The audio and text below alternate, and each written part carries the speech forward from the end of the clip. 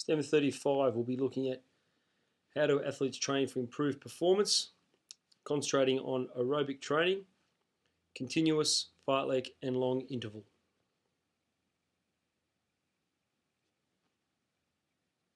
So we've touched on continuous and uniform training previously with Core 2.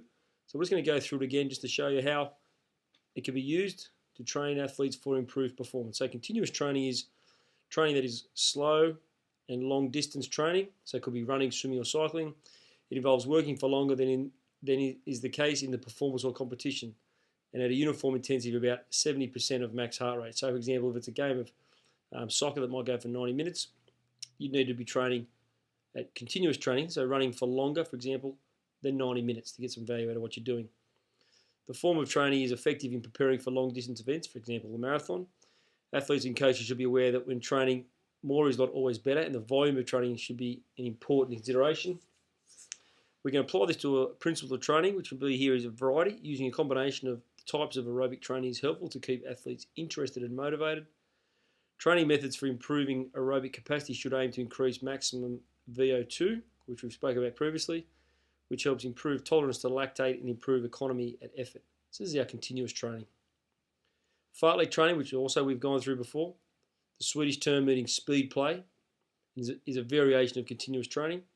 In this type of training, athletes vary the pace at which they run and may also vary the terrain, up a hill, down a hill, flat area.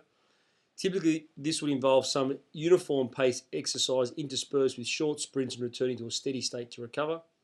Inclusion of uphill and downhill or stair work would assist. This type of training is a more demanding form of aerobic training and aims to have athletes work both aerobically and anaerobically. By its nature, it helps to improve max VO2 and is very beneficial for athletes requiring changes of pace and for team games. So for soccer, AFL.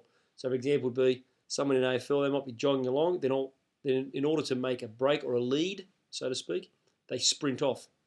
There's a form of fartlek training. So that's how that could be very specific to their game and the type of training they need to do. So fartlek training, jog interspersed with some speed. AFL player jogging, needs to make a lead, and then sprints. There's your fartlek training.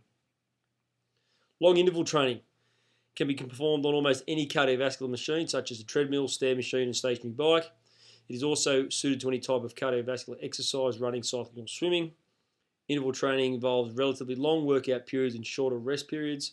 To achieve a specific effect, there are a number of variables that can be manipulated. These include the duration of each interval and rest period, the intensity of the interval, duration of the recovery interval, and the number of work to rest intervals per session. The key to effective and specific overload is the work-rest ratio. For aerobic training, long intervals are used with a work-rest ratio of 1 to 1. So each exercise interval will typically be 2 to 5 minutes in length and be done at sub-maximal pace. So if you're running for 3 minutes, you rest for 3 minutes. That's what 1 to 1 means. There are a number of intervals to be completed would be the 4 to 8 reps.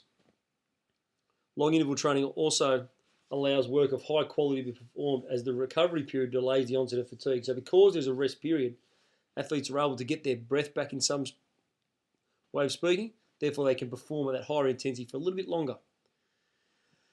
They can also complete more work than if we said, right, boys, we're going to have a run around the oval. By doing some form of interval training, they're going to actually perform for a longer period of time or a longer duration, cover more territory at a higher intensity. As there are a number of variables available, it can be easily to build progression into a long interval training program. So you might go for the first one. Our interval is going to be 2 minutes long. Then progression, 2 minutes 30 long.